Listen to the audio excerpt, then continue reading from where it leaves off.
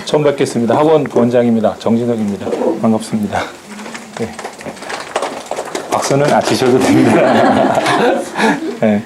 제가 학원에 수업 하는 부분은 이제 저희 학원 고등학생들하고 수업을 하고요. 현대고 같은 경우에는 내신을 담당하고 있습니다. 1, 2학년 그리고 이제 3학년도 해서 현대고 담당한 지는 꽤 됐고요. 현대고가 자사고로 전환하고 나서부터 저희 학원에서 이제 현대고를 매우 중점적으로 다루고 있어서요. 네. 현대고 내신하고 그 다음에 학원 수업에 대해서 좀 안내를 드리겠습니다. 우선은 처음에 이제 내신 출제 경향이 좀 궁금하실 것 같아서 그 부분부터 먼저 안내를 드리고요. 그 다음에 이제 학원 정규 수업 프로그램 안내를 이어서 말씀드리도록 하겠습니다. 문제 예시 문제인데요. 어머님들께 나간 자료에도 아마 있을 겁니다. 작년에 학교 내신 시험 문제였고요. 교과서가 바뀌기는 했지만 학교의 출제 경향은 달라지지 않을 겁니다. 국공립고등학교의 경우에는 선생님들이 이렇게 로테이션으로 돌게 되면 선생님들에 따라서 출제 경향이 많이 바뀌는데 사립학교의 경우에는 일단 선생님들이 거의 전근을 안 가십니다. 그래서 자사고 전환한 이후로 새로 선생님이 영입된 경우는 있는데 현대고 국어과에서는 선생님들 교체된 선생님들이 없습니다. 그래서 거의 선생님들이 학년 로테이션을 하는 경우는 있어도 학교에서 전출하거나 전근 가시는 분들은 없거든요. 그래서 어떤 선생님이 어느 학년을 맡았는지에 따라서 출제 경향이 좀 달라질 수 있습니다. 선생님들 성함을 제가 직접 거론하기는 좀 그렇지만 지금 1학년 학생들한테 제일 위험한 선생님은 남자 선생님이 한 분 계시는데 그분이 국어과 중에서는 국어 역사를 전공하셨는지는 모르겠는데 어머님들께서도 고등학교 다니실 때 세종어제 훈민정음 같은 거 배우셨죠. 나란 말씀이 등기게 달아요. 근데 그거 전공하셨는지는 모르겠는데 그 부분을 굉장히 애착이 강하신가 보더라고요. 그래서 시험 문제가 대학원 학생들 수준 정도로 나옵니다. 제가 나이가 40대 중반인데 제 친구가 대학에서 이제 부교수로 있는 친구가 있습니다. 그래서 그 친구 전공이 국어 역사거든요. 그래서 학교 시험 문제를 이렇게 사진을 찍어서 한번 이렇게 보내줬더니 이게 도대체 뭐냐고. 그래서 고등학교 내신 시험 문제다. 고1 학생들 수준에. 그랬더니 그 학교 좀 너무 심하다고. 근데 선생님들의 출제 경향을 사실 저희들은 뒤에서 뭐라고 할 수는 있지만 학생들한테까지 뭐라고 할 수는 없습니다. 학생들이 일단 기본적으로 공부하는데 우리 학교 너무 어렵대라는 계속 부정적인 생각을 가지면 공부하는 데 별 도움이 안 되거든요. 대신 내신 시험 문제는 시험 대비하면서 계속 학생들한테 제공을 합니다. 이런 식으로 출제가 된다. 일단은 교과서가 바뀌더라도 국어 역사 부분은 달라지지는 않을 겁니다. 저희가 이미 바뀐 교과서 확인을 했는데 국어 역사 부분은 그대로 출제가 되고요. 그 다음에 이제 문법 부분에서 약간 달라지는 부분이 있을 겁니다. 지금 여기 예시로 보여드리는 문제는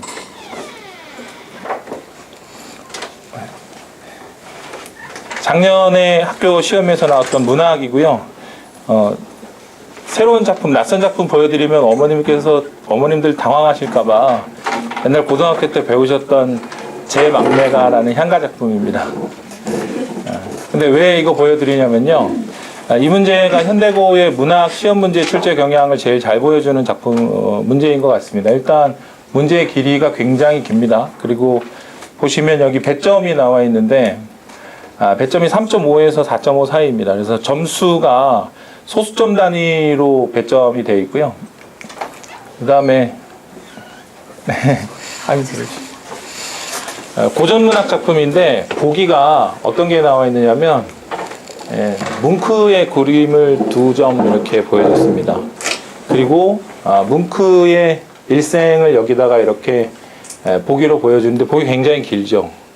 시험지가 수능 시험지가 80분 시험에 16페이지입니다. A3 용지로. 근데 현대고의 경우에 길면 12페이지 정도. 근데 학교의 시험이 50분입니다. 그래서 문제의 길이가 굉장히 길죠. 이거 한 문제짜리인데 지금 여기 한 페이지에서 계속 넘어가고 있습니다. 그래서 여기까지 보기 1이 끝났고요.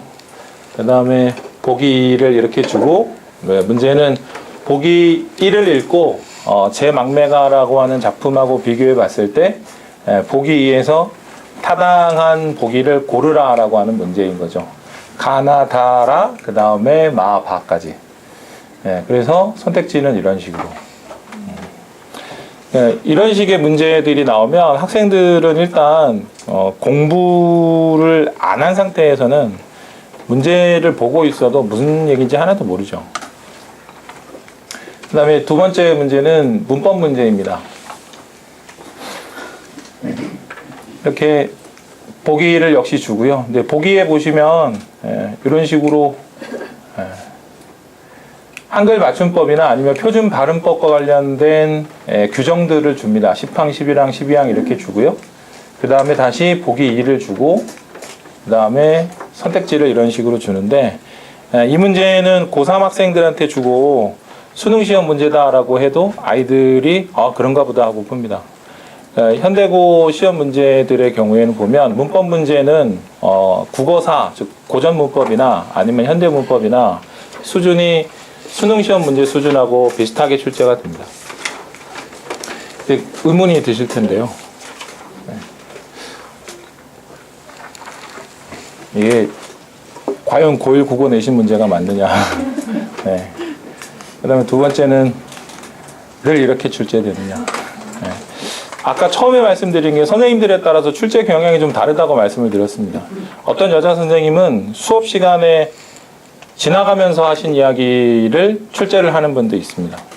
어떤 문제였냐면 문학 수업 시간에 이제 고정희 시인의 시를 수업을 하다가 부평초라는 단어가 나옵니다. 그러면 부평초의 순 우리말이 뭘까? 애들이 잠깐 쉬는 시간인가 생각하겠죠. 개구리밥이야 하고 지나갔거든요. 근데 그게 서술형으로 나왔습니다.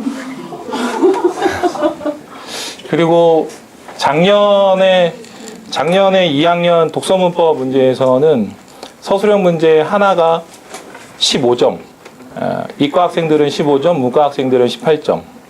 그 문제를 틀리면 그냥 내신 날아가는 거죠. 그래서 현대고의 경우에 저희 학원에 이제 선생님들이 여러분들 계신데 현대고를 맡는 선생님들은 매년 계속 바꾸지 않습니다. 왜냐하면 한 학년을 계속 연구해온 선생님들은 교과서의 내용 중에 어떤 것들이 나올지, 그 다음에 선생님들이 이분이 이번에 맡게 됐다라고 하면 그분의 성향에 맞춰서 이런 게 나오겠다. 저희 학원 자랑 같지만 아까 말씀드린 그 서술형 문제는 작년에 저희 학원에 선생님이 마쳤습니다. 하용환 선생님이시라고. 근데 애들이 난리가 났죠. 시험 보고 나서. 그래서 서술형 나왔다고.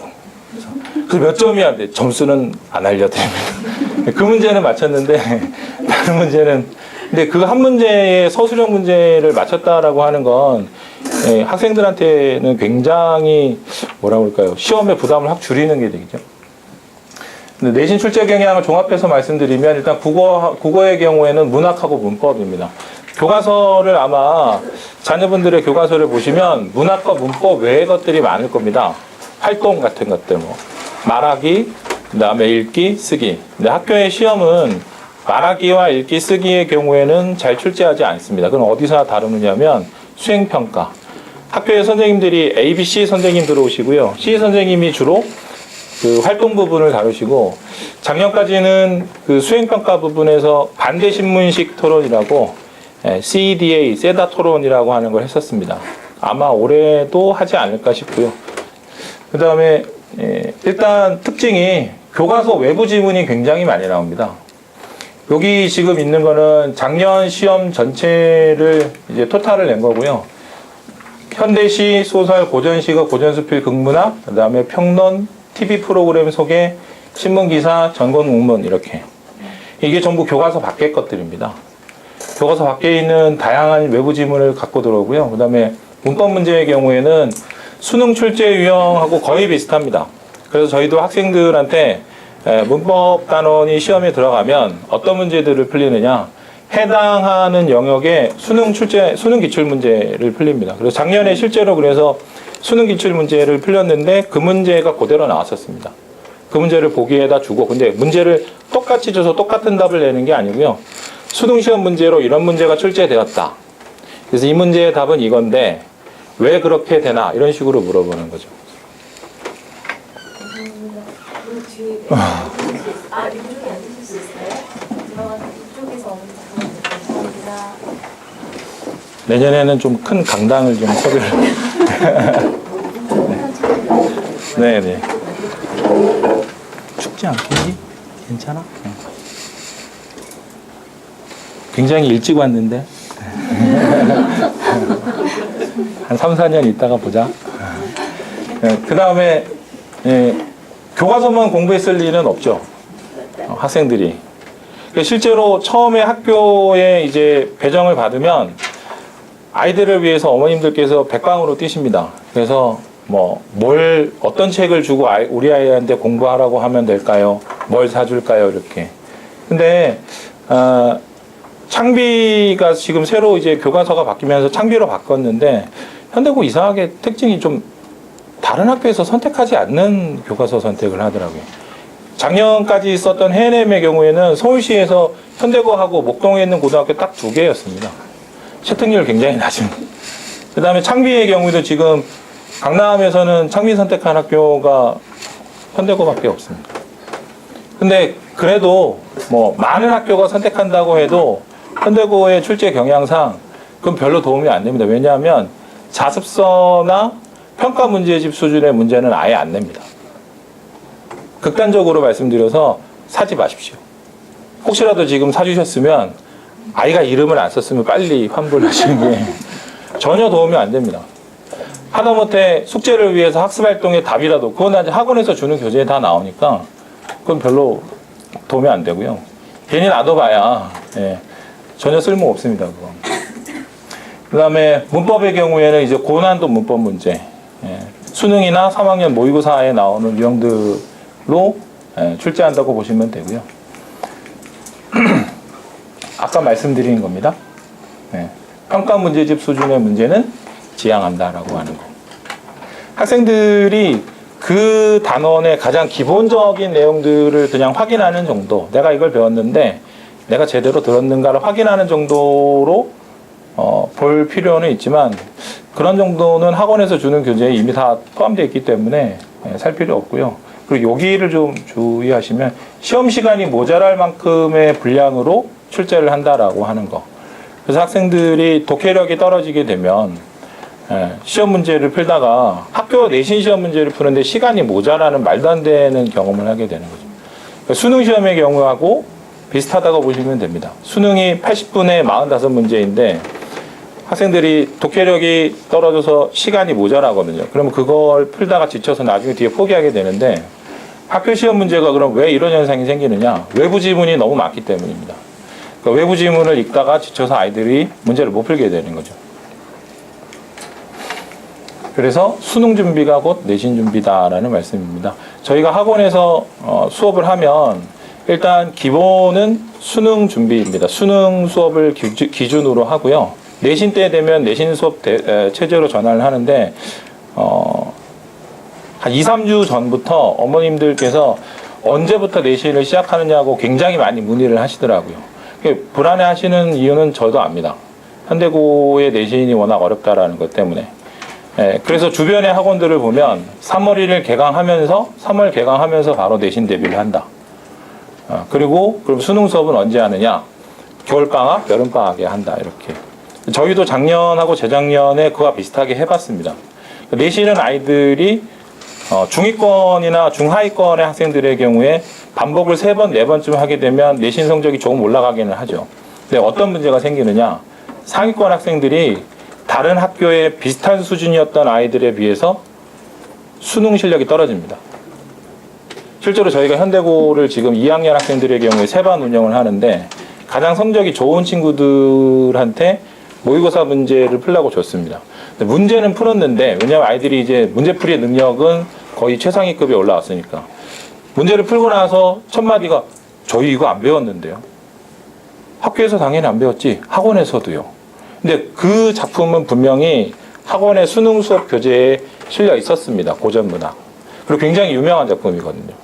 근데 그 아이들이 안 배웠다라고 말하면 게을러서가 아닌 거죠.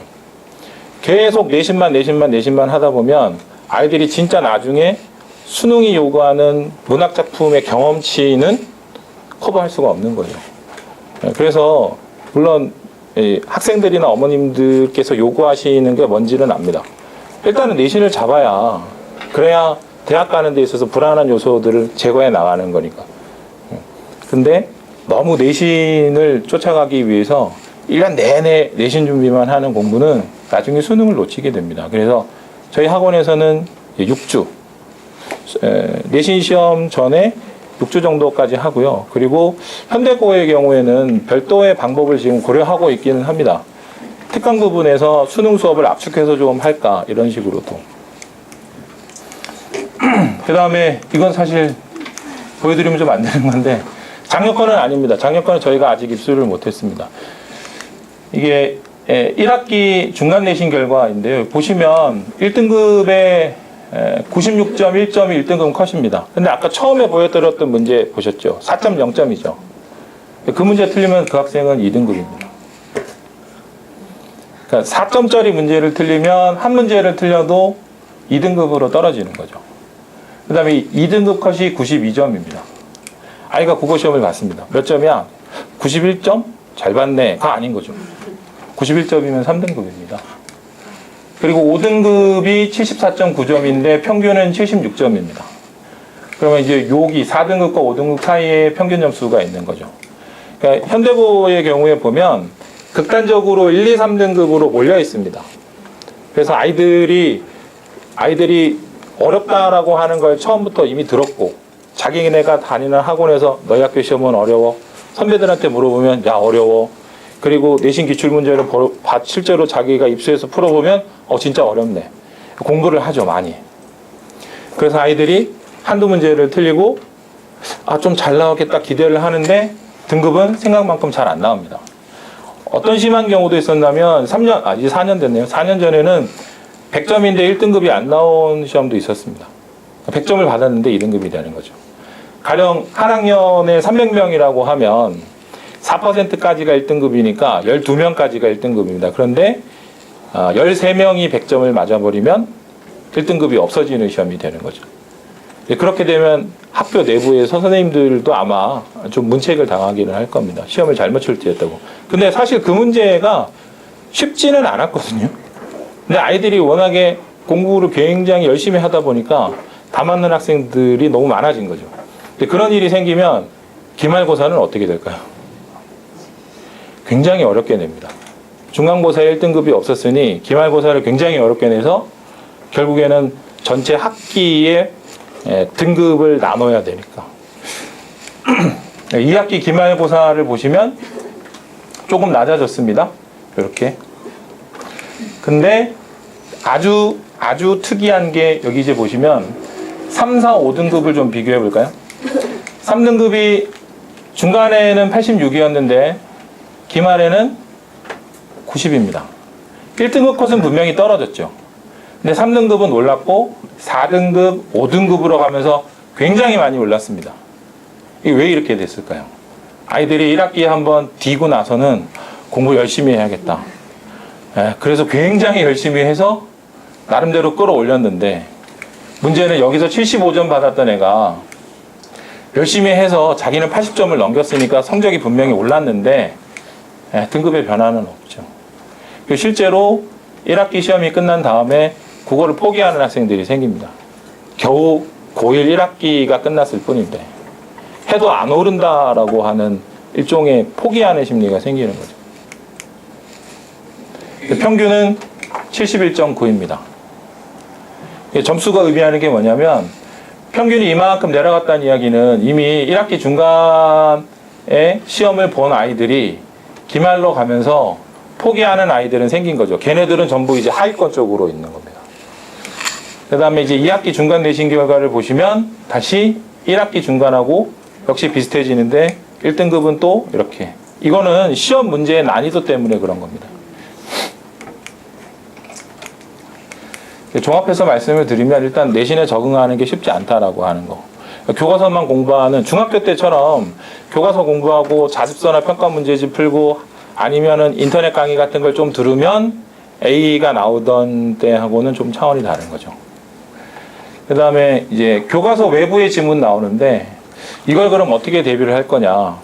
교과서 외부에서 뭐가 나온다고 하는 걸 장담할 수도 없고요. 어디서 나온다고 볼 수도 없습니다. 그러면 방법은 딱 하나밖에 없죠. 수능하고 똑같은 취지로 이렇게 교과서 외부의 지문을 갖고 들어오는 거기 때문에 수능 형태의 공부를 하면 됩니다. 낯선 문학 작품을 얼마나 잘 이해하느냐. 그 다음이 이제 문제는 어렵지만 점수대는 높다라고 하는 거. 경쟁이 상당히 치열합니다. 그래서 공부를 할 때 좀 깊고 넓게 들어가야 한다라는 거죠.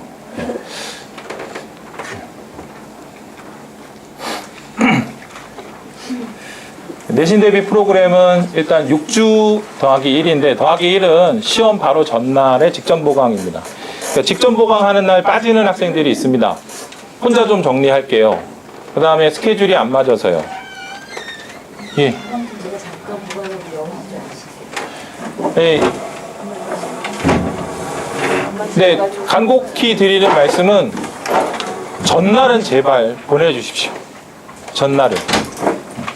그러니까 시험 전날에 왜 꼭 보내주십사 말씀을 드리냐면 이제 학원의 선생님들이 6주 동안 수업을 하면서 학교에 선생님들이 나눠주신 프린트들을 저희가 분석을 합니다. 그러면 프린트를 분석해서 시험 보기 전날 마지막 자료를 나눠주거든요.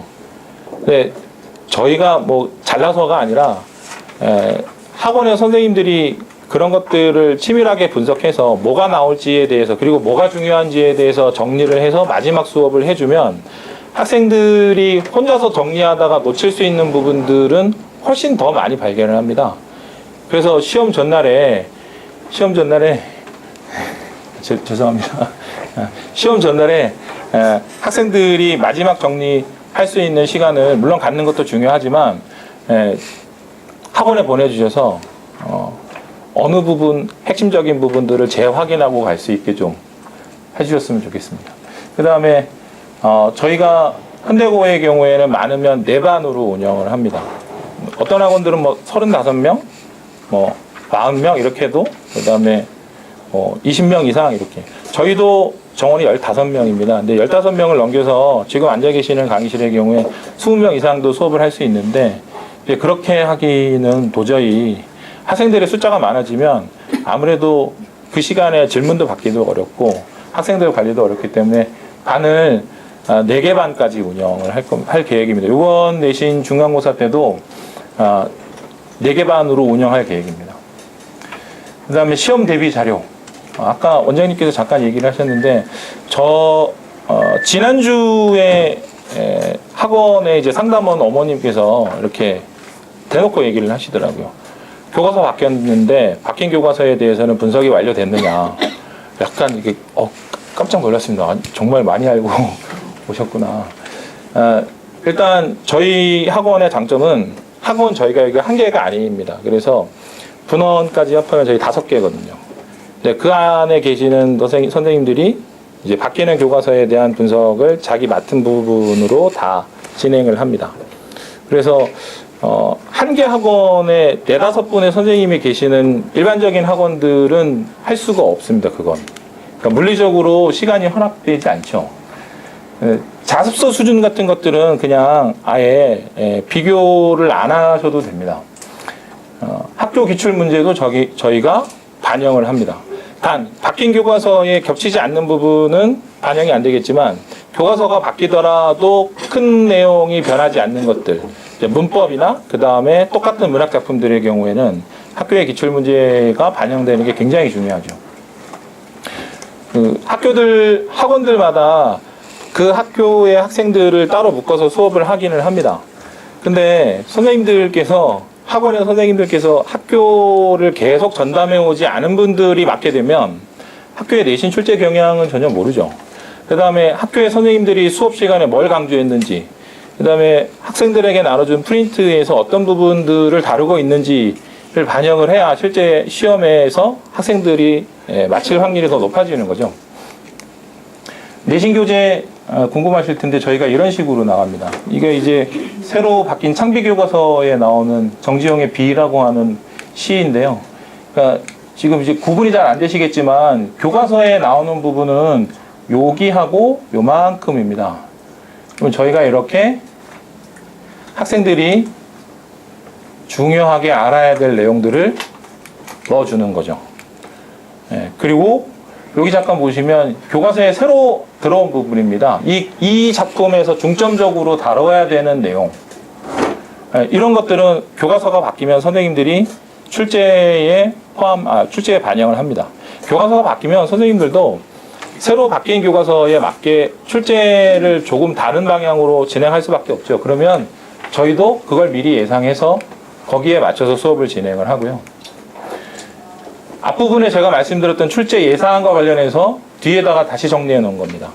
그러니까 작품을 배우고 나면 그 작품에 대한 해설을 해줄 텐데 그와 관련해서 학생들이 꼭 확인해야 될 내용들은 뭐냐, 그런 부분들을 따로 정리를 해주는 거죠. 내신 적중 사례는 뭐 워낙 많아서 그냥 간단한 예만 들어놨습니다. 문학 기출 문제하고 학원 교재하고 이제 비교해서 보여드리는 거였고요. 실제로 학원의 테스트 문제하고 그대로 출제가 됐었습니다. 그 다음에 문법 문제의 경우에 서술의 자릿수를 묻는 문제인데 저희 학원 교재에서 이렇게 정리를 해 놓았던 겁니다. 그 다음에 학원 테스트 문제에서도 역시 그대로 나왔었고요. 문법 어려워하는 학생들이 있습니다. 지금부터는 저희가 수능 수업하고 내신 수업하고 어떻게 연계되는지를 말씀을 드리겠습니다. 중학교 때 문법 어려워하는 친구들이 있죠. 고등학교 올라와서도 마찬가지입니다. 근데 수능에서 다루는 세 개의 큰 영역이 이제 문법, 그 다음에 문학, 비문학 이렇게 되는데 문법을 어려워하는 친구들의 경우에는 조금만 노력하면 됩니다. 왜냐하면 문법은 정해진 진도가 있습니다. 문학과 비문학은 딱히 정해진 범위가 없지만 문법의 경우에는 정해진 범위 안에서만 공부를 하면 그 내용이 계속 심화되기 때문에 어느 한순간을 지나게 되면서부터 문법의 점수는 안정적으로 나오게 될 겁니다. 그런데 내신은 좀 다르죠. 내신의 경우에는 수능처럼 중요한 내용들만 다루는 게 아니고 시시콜콜한 내용, 수업 중에 선생님이 지나가는 식으로 얘기했던 것들, 이런 것들도 실제 시험에 낼 수 있기 때문이고요. 문법 수업은 전체적으로 저희가 1년 5개 과정에 여름 한 과정까지 포함해서 전체 6개 과정의 문법 수업을 다 세분화를 했습니다. 그래서 1년이 지나고 나면 수능 시험 문제를 풀 수 있는 정도의 능력은 갖추게 되는 거죠. 그 다음에 문법 테스트를 매주 봅니다. 매주 보는 문법 테스트는 기본적인 용어 암기인데 문법 용어는 사실 문법의 한 70% 정도 됩니다. 용어를 몰라서 틀리는 학생들이 있고요. 심지어는 고3 학생인데 고3 학생이 수업 시간에 용언 이렇게 얘기를 하면 선생님 용언이 뭐예요? 이런 식으로. 고3이 돼서 그런 질문을 할 정도면 정말 답이 없는 거죠. 그래서 문법 테스트는 매주 실시하게 되고요. 그 다음에 외부 문학 지문, 학생들이 제일 어려워하는 겁니다. 특히 시가 외부에서 출제되면 학생들이 굉장히 어려워하는데 일단 많이 읽도록 작품을 많이 접해보다 보면 시가 무슨 말을 하는지에 대해서 이해할 수 있는 능력이 좀 생기게 됩니다. 고1 연간 250회 작품이라는 건 저희 학원 교재에서 다루는 문학작품의 숫자를 말씀드리는 거고요. 그 다음 두 번째는 현대고 교과서에 맞춘 문학 수업을 저희가 진행을 할 겁니다. 교과서에 나와 있는 작품들을 학원의 문학 수업 교재에 시기에 맞춰서 반영을 하는 거죠. 그 다음에 이제 비문학. 비문학을 꼭 1학년 때 해야 되냐라고 하는 어머님들이 많으십니다. 왜냐하면 1학년 때는 비문학은 시험에 안 나오는 거거든요. 그 다음에 2학년 때도 비문학은 현대고가 바뀌지 않는다면 2학년 2학기에 비문학 출제가 될 겁니다. 근데 이걸 왜 1학년 때부터 하느냐. 나중에 입시 설명회 같은 데 가 보시면 뭐 저희 학원에서도 합니다만 국어가 작년에 어려웠다 이런 얘기들을 하죠. 그 다음에 재작년에도 어려웠다 이렇게 얘기를 하는데 최근에 10년 동안 통계를 내보면 수능에서 학생들이 가장 많이 틀리는 문제들이 전부 비문학입니다. 작년에는 극단적으로 심해서 정답률의 리스트업을 해보면 1번부터 10번까지 해서 비문학이 7문제입니다. 그 다음에 문법이 2개, 문학은 딱 하나. 그러면 비문학에서 처지는 친구들의 경우에는 수능에서 답이 없습니다.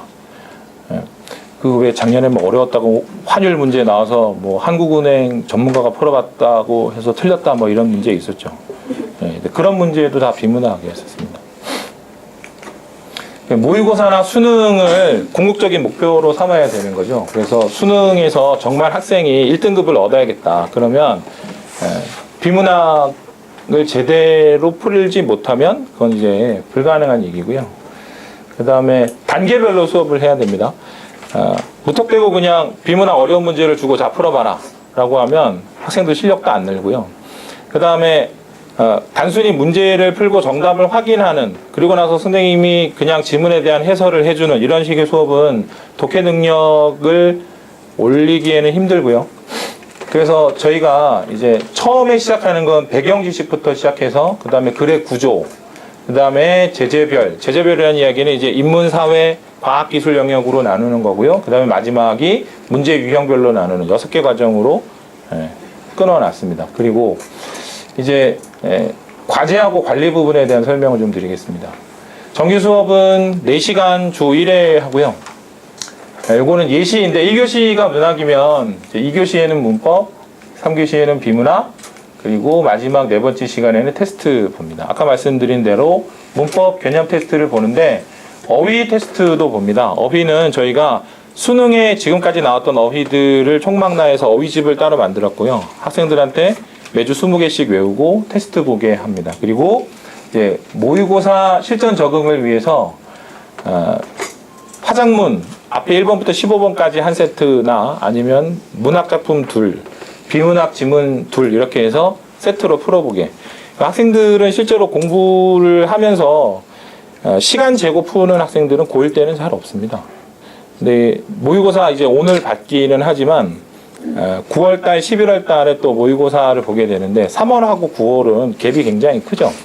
그래서 그동안에 모의고사를 자기 나름대로 공부하는 친구들은 잘 없어서 모의고사의 실전감을 계속 유지하도록 저희가 모의고사 실전 적응 테스트를 하고요. 그리고 방학에는 문학작품 읽기를 합니다. 독서 퀴즈를 함께 하는. 이거 어머님들께서 굉장히 좋아하시더라고요. 소설 읽게 하는 거. 소설 읽고 독서 퀴즈 진행합니다. 학생들은 아주 싫어하더라고요. 그 다음에 이제 모의고사 클리닉. 저희가 올해부터 시작한 겁니다. 그러니까 주 1회 학생들한테 45문제짜리 모의고사를 숙제로 주는데 작년까지는 받아가면 그 다음 주에 올 때 학원에서 걷어서 성적표만 줬습니다. 그럼 학생들도 바쁜 스케줄도 있고 또 어떻게 하다 보면 놀다가 까먹을 수도 있고 하니까 학원 오기 전날 밤에 막 아니면 그냥 다 찍거나 친구 거 베끼거나 그래서 어떤 애들은 모의고사가 실제로 보면 막 2등급 나오는데 35점, 뭐 40점. 근데 학원에서 그렇다고 강제할 수 있는 수단은 없거든요. 기껏해야 따라다니면서 잔소리하는 정도. 예전처럼 무슨 뭐 물리적인 수단을 쓸 수 있는 것도 아니기 때문에. 그래서 이제 어떤 식으로 바꿨냐면요. 학생들이 가령 토요일 날 수업을 들으면 토요일 날 숙제를 받아간 다음에 수요일, 목요일, 금요일 3일 중에 하루 선택해서 따로 나와야 됩니다. 그래서 모의고사 OMR을 제출을 하는 거죠. 그러면 학원에서는 가채점을 해서 학생에게 다시 돌려줍니다. 그러면 이제 15분 동안 자기 틀린 걸 다시 풀고요. 그럼 선생님이 들어오셔서 중요 작품이나 지문에 대한 해설 강의를 합니다. 모의고사에 나오는 문학 작품들 중에 굉장히 중요한 작품이 많거든요.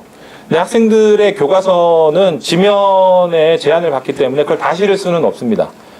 자기 교과서에 없는 작품, 그리고 2학년 때 나오지만 중요한 작품, 이런 것들에 대한 해설이 필요하고요.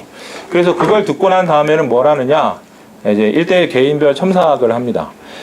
강의실에 10명 이상씩 들어올 수 있습니다. 이 저희 모의고사 클리닉 할 때. 그래서 저희 선생님들이 4분, 5분이 한꺼번에 들어오셔서 학생들한테 개별 질문을 받고, 그리고 나서는 이제 돌아가는데 그게 끝이 아니고 학생들이 오답 노트 제출을 해야 됩니다. 오답 노트는 이런 식입니다. 지문에 대한 정리 먼저 해야 되고요. 그 다음에 문제가 왜 이 문제의 답을 내가 틀렸는지 거기에 대해서 학생들이 써서 다음 주에 내야 됩니다. 그러니까 잘 해오는 친구들의 경우에는 분명히 긍정적인 변화가 있습니다.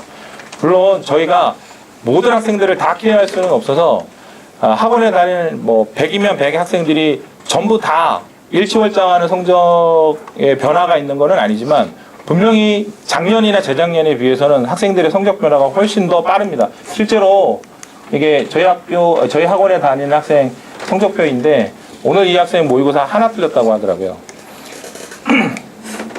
처음에 입학 테스트 들어올 때는 76점이었습니다. 이거 지금 잘 안 보이시겠지만 76점이면 3등급이거든요. 근데 4등급 죄송합니다. 4등급인데 3월 학평 오늘 시험 보기 전에 저희가 설 연휴 전에 한번 시험을 봤습니다. 네, 3월 학평 대비를 해서 자체 모의고사에서 이 학생이 96점 나왔습니다. 두 문제 틀렸거든요. 비문학에서. 근데 오늘 이제 전화해봤더니 하나 틀렸다고 하더라고요. 2점짜리. 굉장히 긍정적인 변화를 보이는 친구고요. 저희 이제 정규 내신 프로그램들은 시간표가 이렇습니다. 토요일하고 그 다음에 일요일에 있고요. 주중에는 없습니다. 주중에 학생들이 너무 바쁘고 그 다음에 영수 때문에 주중 스케줄은 계속 바뀌더라고요. 그래서 토요일, 일요일로 수업을 몰았고요. 일단 보시면 토요일, 일요일, 그래서 일요일 오후에서 3개 반이 있고요. 그 다음에 정규 시간은 4시간인데 내신 대비를 할 때 되면 3시간 수업을 진행을 합니다. 그리고 여기 내신 대비 특별반은 토요일 오후 2시에 따로 한 반 더 개설을 해서 아까 말씀드린 대로 4개 반 체제로 운영을 할 생각이고요. 여기 내신 대비 특별반은 왜 만들었냐면 기존에 공부를 하던 학생들의 수업 시간에 새로 들어오는 친구들이 들어가게 되면 아무래도 차이가 날 수밖에 없습니다. 그래서 내신을 위해서 신규로 들어오는 학생들의 경우에는 이 반으로 배치를 해서 저희가 따로 수업을 할 계획이고요. 조금 있다가 이제 통합사회 잠깐 설명을 드릴 텐데 3월 19일 토요일부터 3월 19일 토요일이 아닙니다. 월요일부터 개강하겠습니다. 제가 말씀드릴 건 여기까지입니다. 혹시 질문